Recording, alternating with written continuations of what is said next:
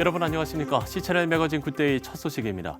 예배 모임에 대해서 교회와 지자체의 갈등이 첨예합니다. 일사가고 구국목회자 연합으로 모인 목사들과 회원들은 최근 이재명 경기도지사의 종교 모임 관련 지시에 강력히 반발하면서 교회 예배 방해를 중지하고 도지사직에서 내려오라고 촉구했습니다. 보도에 조홍현 기자입니다.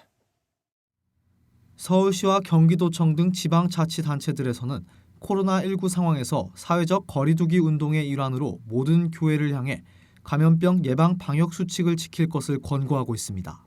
예배 참석자 마스크 착용과 참석자 발열 체크, 손 소독제 비치와 사용, 예배 참석자 간 거리 두고 앉기, 예배 전후 방역 실시, 예배 후 교회 내 중식 금지, 참석자 명단 작성 비치 등이 그 내용입니다. 지자체 조사 결과 지난 주일 예배를 드린 교회 중 서울시는 0.8%, 경기도는 0.17% 정도의 소수 교회가 방역 지침을 위반했지만 위반 사항에 대한 수정 요구에도 즉시 응한 것으로 알려졌습니다. 하지만 이재명 경기도지사의 종교 집회 전면 금지와 구상권 청구 등의 발언에 목회자들은 반발하고 있습니다. 일사가고 구국 목회자연합은 경기도청 앞에서 이재명 도지사의 언행을 규탄했습니다. 이들은 중국도 막지 않은 정부가 교회의 예배는 탄압하고 저지하려 하고 있다고 비판했습니다. 선한이웃봉사단 김은진 목사는 이재명 도지사는 교회 예배를 막을 권리가 없다면서 정부는 신천지와 한국교회를 똑같이 취급하고 신천지의 잘못을 한국교회로 돌리려 하는 듯이 보인다고 밝혔습니다. 한국교회는 중국어한 폐렴을 방지하고자 지금 위생관리와 더불어 사회적 거리두기를 지키면서 예배를 드리는 가운데 있습니다. 그럼에도 불구하고 예배를 금지시키겠다고 하는 것은 북한괴뢰 정권에서나 있을 일입니다. 자신들이 내세우는 조건에도 자신들은 지키지 않으면서 유독 교회에 대해서만큼은 엄격한 잣대를 더불어 공무원 경찰들을 파견하는 위협하는 행태는 종교 탄압이요, 교회 탄압이요, 예배 탄압인 것을 증명하는 것입니다. 감염병 대처가 형평성에도 어긋나고 지방자치단체장의 잘못된 결정이 많은 노력을 낭비하게 만들고 있다는 비판이 이어졌습니다. 의왕시 기독교연합 이영학 사무총장은 교회는 이미 국내 그 어느 기관들보다도 감염병 확산 방지에 최선을 다하고 있다면서 정부가 잘못된 곳에 불필요한 인력과 비용을 허비하고 다른 곳에 신경을 못 쓰고 있다고 지적했습니다. 공무원들이 너무나 잘 이해하고 있어요. 사실은 제가 대화해보니까 수고도 많이 하고 있고요. 이재명 지사 한 분이 잘못 결정을 내려가지고 많은 공무원들도 수고를 하고 또 뭐가 있습니까? 불필요한 인력과 예산이 낭비되고 그다음에 뭡니까? 진정으로 감염병을 예방해야 될 수많은 전염병이 이루어지는 것을 손을 못 보고 교회에다만 하니까 다른 데는 신경을 못 쓰고 한국교회의 교회 내 코로나19 바이러스 감염률 1.5%, 일사가고 구국 목회자연합은 성명서를 통해 정부가 헌법 제21조 1항에서 보장되고 있는 종교와 신앙의 자유와 형법 제158조의 예배 방해 금지 규정을 지키라고 말합니다. 또 이재명 지사의 교회 탄압과 예배 방해 행위에 끝까지 맞설 것이라면서 감염병 예방을 위해서 솔선수범하고 생명처럼 지켜온 예배를 목숨 걸고 지킬 것이라고 밝혔습니다. C채널 뉴스 조홍현입니다. 한국교회 봉사단이 지난달 30일 경북 안동교회를 방문해서 경북 8개 지역의 미자립 교회 187곳을 위한 지원금 5,600만 원을 전달했습니다. 정성진 한교봉 공동대표 회장은 코로나19로 인해서 특히 큰 어려움을 겪고 있는 경북 지역을 위해 기도하는 마음으로 이곳에 왔다면서 우리가 마음을 모아 나아가면 코로나19도 물러가게 될 거라고 격려했습니다. 남세환 경북의성군 기독교연합회 회장은 이번 지원금을 통해 어려움을 겪고 있는 미자립 교회들이 큰 힘을 얻게 될 거라면서 지역 교회들을 대표해서 감사 인사를 전했습니다. 한교봉은 이외에도 지난달 27일 코로나19로 어려움을 겪고 있는 파주시와 고양시, 김포시 등 경기 지역 개척교회 목회자들을 위해서 5천만 원의 지원금을 전달한 바 있습니다. 한국 순교자의 소리가 지난달 31일 성명서를 통해 한국교회는 날로 커지는 정부의 간섭에 대비해야 한다고 당부했습니다. 순교자의 소리는 정부가 빅데이터와 인공지능으로 신천지를 추적 감시한 것에 대해서 세계인들이 극찬을 이어가고 있다며 이런 방법을 교회까지 확장해서 사용할 수 있다고 강조했습니다. 앞으로 정부가 못마땅하게 여기는 사역 활동들이나 그러한 신념을 지지하는 교회들을 공공의 안전을 위험에 빠뜨리는 조직으로 분류할 수 있다면서 교회에 대한 압력과 간섭을 정당화시킬 가능성에 대해서 간과해서는 안 된다고 말했습니다.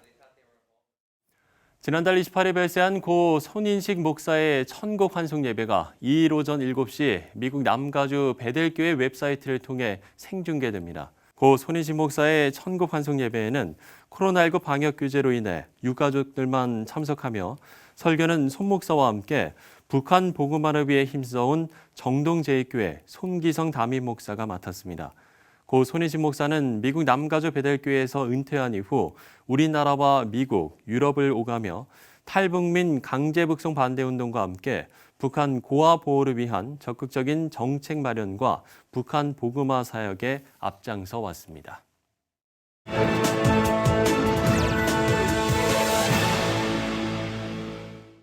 네, 코로나19의 확산으로 모든 국가가 문을 닫고 그야말로 각자 도생에 들어간 상황이지만 이제는 세계가 협력하고 연대하지 않으면 안 된다는 인식이 더 많아지고 있습니다. 각국의 의료진들도 코로나19를 종식시키기 위해서 최선을 다하고 있는데요. 의료 인력이 부족한 나라를 위해서 쿠바가 나섰습니다. 관련 내용 쿠바 김성기 선교사 전화 연결해서 알아보겠습니다. 선교사님, 쿠바도 코로나19에 총력을 기울이고 있는데 먼저 정부의 방역 시책 어떻게 진행되고 있습니까? 네, 안녕하세요. 김성기 선교사입니다. 쿠바는 지난 3월 12일 첫 번째 확진자가 나왔고요. 쿠바 정부도 코로나19 확산을 막기 위해 많은 대응들을 하고 있습니다. 우선 정부는 23일부터 30일 동안 해외에서 들어오는 여행객들의 입국을 전면 금지하기로 결정했습니다. 해외에 거주하는 자국민, 또 쿠바에 거주권을 가진 사람들의 입국은 보건당국의 검역 절차에 따라 입국이 가능합니다. 또한 이 기간 동안 모든 학교가 임시 휴교를 하고 각종 모임과 종교활동 역시 금하고 있습니다. 쿠바는 의료 체계가 잘 되어 있는 나라로 알려져 있습니다. 국민 1000명당 의사 비율이 9명이나 되고요. 인구 대비 의사가 세계에서 가장 많은 나라 중에 하나지요. 하지만 코로나19처럼 새로운 질병에 대해서는 쿠바 역시 대비를 못하고 있었기 때문에 여러 가지 조치들을 통해서 집단 발병 및 확산이 되는 것을 막는 것을 우선으로 하고 있는 상태입니다. 네, 각국이 의료진 보호를 우선시하는 와중에 쿠바는 감염률이 제일 높은 이탈리아에 의료진을 파견을 했습니다. 그 의미가 남다른 것 같은데요. 쿠바 정부는 지난 19일 의료진 53명을 코로나19로 많은 확진자와 사망자를 낸 이탈리아 롬바르디아에 파견했습니다. 쿠바 의료진들이 재난 혹은 질병 조기에 파견된 설례는 참 많이 있습니다. 2010년 콜로라로 많은 어려움을 겪었던 IT에 1200명 의사를 보내기도 했고요. 2014년에는 에볼라 확산 방지 및 퇴치를 위해서 서아프리카 지역에 500명의 의료진들을 파견하기도 했습니다. 이외에도 쿠바는 세계 여러 국가들이 재난으로 어려움을 겪을 때마다 항상 의료진을 파견해 왔습니다. 이번 이탈리아에 대한 의료 지원 역시 그동안 쿠바가 보여주었던 것처럼 인도주의적 차원에서의 지원과 협력이라고 볼 수 있습니다. 하지만 무조건 차단하고 닫는 것만이 최우선이 아니고 세계와 함께 연대하고 협력하는 것이 이번 코로나19 사태를 극복할 수 있는 가장 중요한 방법이다. 이것을 이번 의료진 파견을 통해서 국제사회에 보여주고 있다. 그렇게 여겨집니다. 네, 그런가 하면 쿠바 현지 교회 또한 어려움이 많으실 텐데 어떻게 대처를 하고 계신지요? 네, 쿠바 교회들도 지난주부터 가정에서 예배를 드리고 있습니다. 인터넷 상황이 좋지 않아서 온라인으로 예배를 드릴 수는 없지만 예배 순서와 설교 등을 프린트해서 목회자들이 각 교인들의 가정에 나누어주고 주일 예배 시간에 맞추어서 가정에서 함께 예배를 드리고 있습니다. 물론 교회에 모여서 함께 예배 드리지 못해서 많이들 힘들어합니다. 하지만 종교시설 밖에서의 종교활동이 극히 제한적인 쿠바 상황에서 이번 코로나19 사태로 인해서 각 가정에서 동시에 예배를 드리고 있다. 이것만 본다면 어쩌면 새로운 시도이기도 하고요. 또한 긍정적인 하나의 변화라고 볼 수도 있을 것 같습니다. 함께 동역하는 쿠바 장로교단은 총회장 서신을 통해서 교회가 멈춘 것이 아닙니다. 오히려 배가 되었습니다. 이제 우리 각 가정이 또 다른 견고한 교회가 되었습니다라는 메시지를 발표하고 각 교회와 성도들 격려하고 있습니다. 언제까지 이 상황이 지속될지 모르겠지만 다가올 부활주일에는 모든 성도들이 함께 모여서 예배 드릴 수 있게 되기를 바라고 있습니다. 쿠바 국민들과 온 교회 그리고 성도들도 이 어려움의 때를 잘 이겨나갈 수 있도록 한국교회 기도를 부탁드립니다. 저희들도 한국과 세계를 함께 품고 기도하도록 하겠습니다. 감사합니다. 네, 선교사님 말씀대로 모든 교회 성도들의 가정이 견고해지고 또 믿음이 배가 되는 시간이 되기를 저희도 함께 기도하도록 하겠습니다. 쿠바의 김성기 선교사와 이야기를 나눠봤습니다. 네, 고난이 왔을 때 우리는 어떻게 이겨내야 할까요? 홀로 견디기보다는 서로 협력해서 극복하는 게 긍정적인 방향으로 나아가는 길이 될 겁니다. 매우 긴 시간 국가 통제로 어려움을 겪었던 쿠바의 기독교에 유례없는 부흥이 일어난 게 바로 최근 몇 년 사이였는데요. 수천 명이 모인 집회에 부어진 성령의 능력이 많은 사람들을 주께 돌아오게 했습니다. 코로나19 이후 이런 집회가 다시 열리길 기대해 봅니다. 쿠바에서 전해온 소식입니다. Thousands of Cubans worshipped recently in a two-night open-air rally in Santiago, Cuba's second-largest city. Total attendance for this location and another in Havana, 25,000. Even more remarkable, the Cuban government allowed it. In recent months, the government has increased its arrests of political dissidents, so organizer Steve Cordone considers these events a miracle. You have to do everything literally by faith because you are not sure if they are going to approve or not the visas, the permissions for the places, and anything can happen. What did happen, an outpouring of the Spirit as people worshiped, listened to the teaching, and came to faith in Christ. More than 1,400 came forward. When we see so many people giving their lives to Jesus, that's the first and main fruit. Worship 24/7, which sponsored the event, also distributed 30,000 Bibles, so important in a country where they are not easily found. Cordone says believers are planning to launch a small Christian magazine and Christian music festival. He's encouraged to see a younger generation with new ideas for what can be done in a country where the church has suffered so much for decades. Because I see that they are starting dreaming, that there's new hope, that they are getting tools, they are being empowered. Veteran missionaries say Cuban believers are also cautiously optimistic about working with American churches thanks to the easing of U.S. travel restrictions. They would really love to have church-to-church partnerships where people could come down and help them start agricultural projects and other micro businesses that would allow them not only to meet their own expenses, but also to do the community outreach that they're dreaming of doing. Stewart and other missionaries caution that Americans should approach Cuban churches with great respect. In many ways, it's the Cuban church that could teach the American church. As a global expert on church planting and evangelism in the midst of extreme hardship. Heather Sells, CBN News.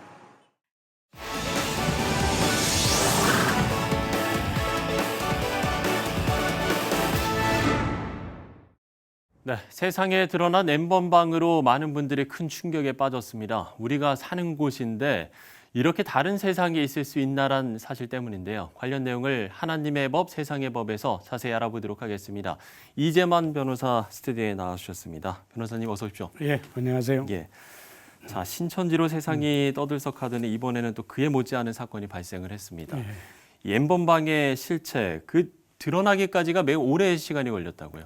온라인 메신저 프로그램이지 텔레그램에서 결국 성착취물 동영상을 유포한 일명제 박사라고 알려져 있죠. 네. 조주빈이라는 이제 그 젊은 친구가 이제 체포됐습니다. 그랬죠. 그런데 이 조주빈의 그 비상식적인 그 행각은 뭐냐면 결국 주선 만남, 그 만남을 주선하겠다. 그러면서 미끼를 던져서 네. 결국 이제 성매매를 이제 권유한 거죠. 그럼 여기서 이제 돈을 주겠다고 하니까 이제 거기에 응한 사람들한테 이제 개인 정보하고 사진을 받아놓은 후에 너희들 성착취물, 그러니까 성적인 동영상, 내가 요구하는 동영상을 찍어라. 이걸 찍지 않으면 너 성매매 하려고 했다는 것을 네 가족과 친지들한테 네 사진과 더불어 다 폭로하겠다. 이렇게 하니까 어쩔 수 없이 이제 겁을 먹고 이런 그 조주빈이 원하는 동영상들을 이제 찍은 것이죠. 지시대로 따른 거잖아요. 그렇죠. 지시대로. 네. 그래서 이거를 모아가지고 결국은 유료로 배포를 한 것입니다. 그게 이제 텔레그램이라는 그 메신저 프로그램으로 했는데 이 텔레그램이라는 메신저 프로그램이 추적이 좀 어려워요. 예. 그런데다가 여기에 사실은 실제적으로 가입된 사람들이 뭐 거의 뭐 10,000명이 넘고 들어온 사람들이 뭐 26만 명 굉장히 많죠. 예. 이렇게 많은 사람들이 들어갔는데도 추적이 안 된 이유는 텔레그램이라는 프로그램 자체가 추적이 어려운 데다가 가입하는 가입비를 가상화폐로 받았어요. 예. 그게 이제 추적이 아주 어려운 거죠. 그러니까 가상화폐도 추적이 어렵고 이 텔레그램도 추적이 어렵다는 거잖아요. 그렇죠. 그러다 보니까 이제 26만 명이 들어갔다고 하면서도 예. 이게 이제 은밀하게 진행되지만 추적할 수가 없어서 이렇게 이제 추적하기 어려워서 이제야 드러났는데 이게 막상 드러나고 보니까 청와대 국민청원 게시판에 조수빈이 신상 공개를 해야 된다는 게 순식간에 250만 명이나 됐고 예. 또 여기에 관련자들 참여한 사람들도 전부 신상 공개해야 된다. 그러지 않으면 이게 근절되지 않는다.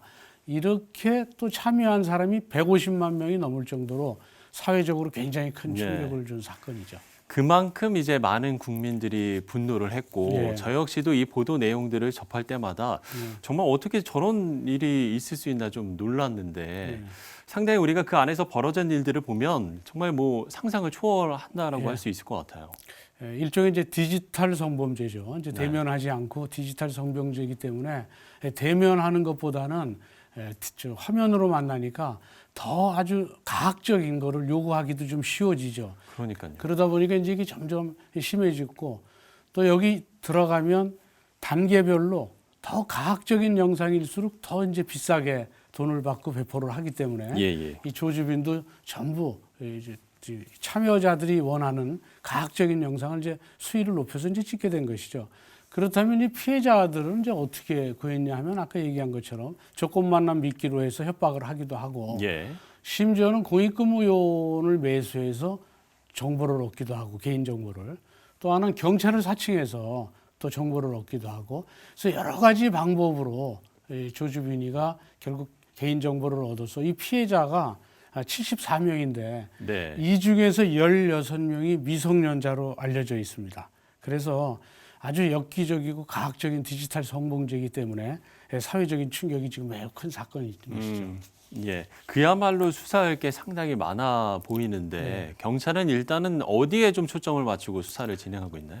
예, 이제 뭐 제일 큰 것이 이제 뭐 어차피 저 불법 영상물 제작죄인데 사실은 여기 협박죄도 있고 또 무슨 뭐 변기물을 마시라 이래서 그건 강요죄가 되고 또 몸에다가 노예라고 글을 새겨라 칼로 그거는 이제 상해죄가 될 수도 있는 것이고 또 음란물을 유포했으니까 음란물 유포죄가 될 수도 있는 것이고 근데 제일 중요한 것은 역시 불법 미성년자를 대상으로 한 음란물 제작죄입니다. 그러니까 음란물을 제작하는데 피해자가 미성년자이면 아동청소년 성보호에 관한 법률에 의해서 무기징역 또는 5년 이상의 징역형에 처하게 돼 있습니다. 그러니까 조주빈은 미성년자가 16명이 있으니까 실제적으로 미성년자를 대상으로 한 음란물을 제작했기 때문에 5년 이상 또 무기징역 또는 5년 이상의 징역형을 처할 수 있는 아동청소년 성보호에 관한 법률을 적용할 수 있어요. 그러니까 조주빈한테는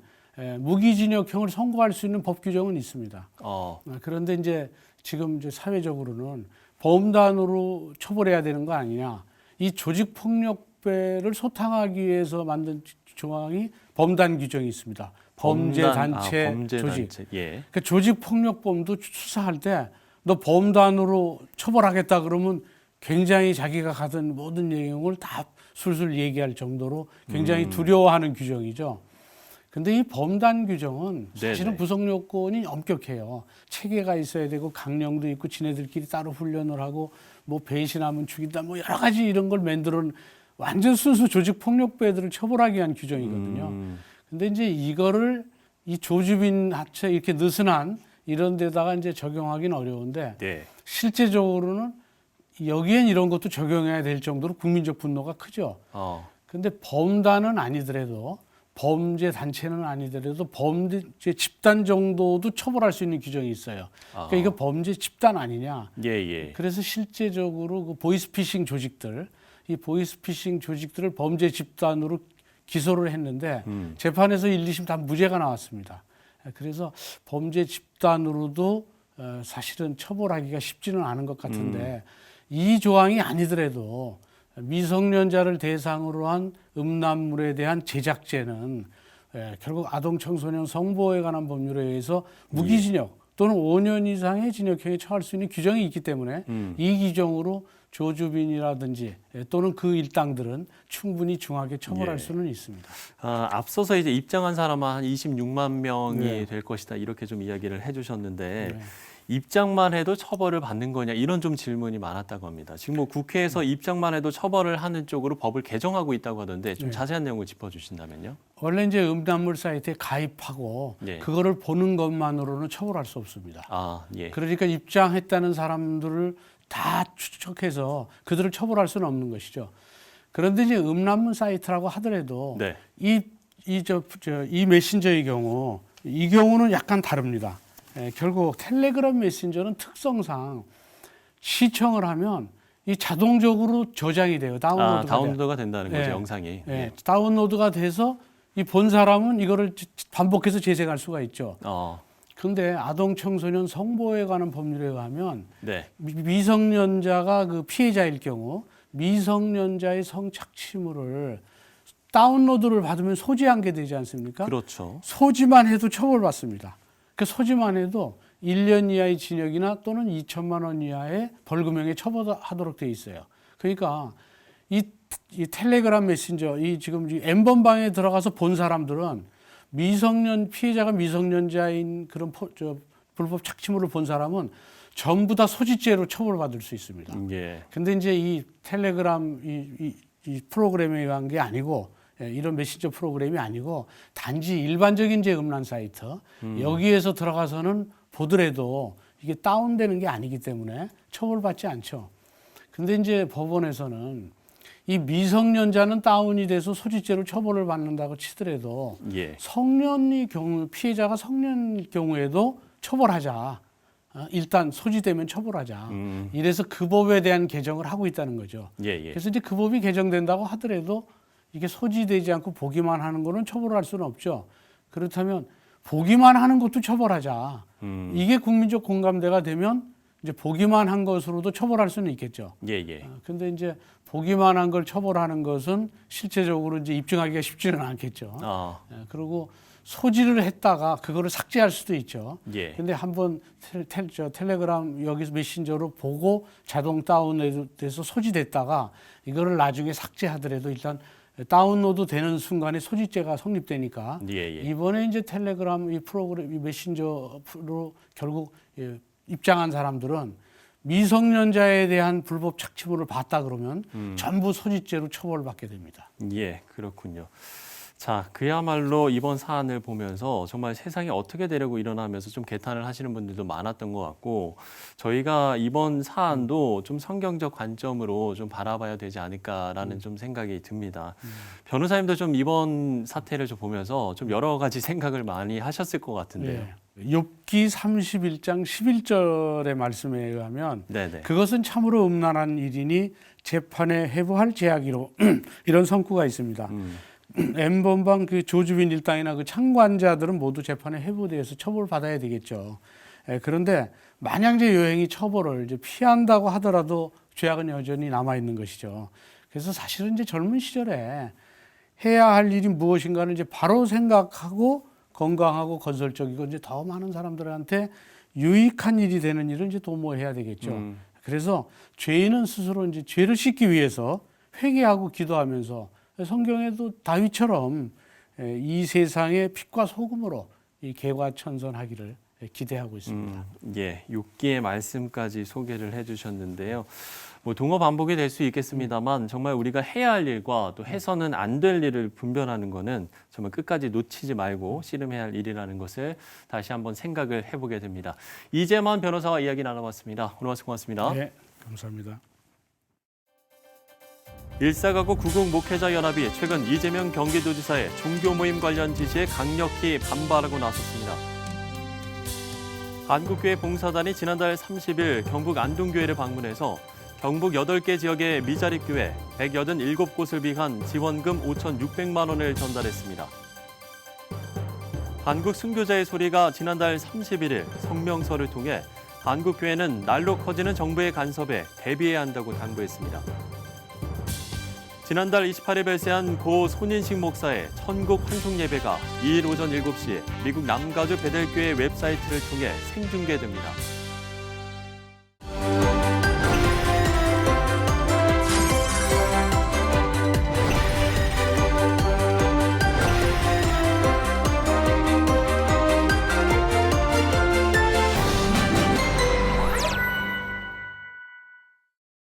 네, 그야말로 올해 3분의 1이 코로나19와 함께 마무리가 됐습니다. 각 학교도 순차적으로 개학을 준비하고 있는데요. 여전히 모든 게 걱정스럽습니다. 하지만 봄꽃과 함께 시작된 4월, 우리의 일상에도 조심스러운 발걸음이 시작될 수 있기를 기대해 보겠습니다. 시채널 매거진 굿데이 오늘 순서는 여기까지입니다. 시청해주신 여러분 고맙습니다.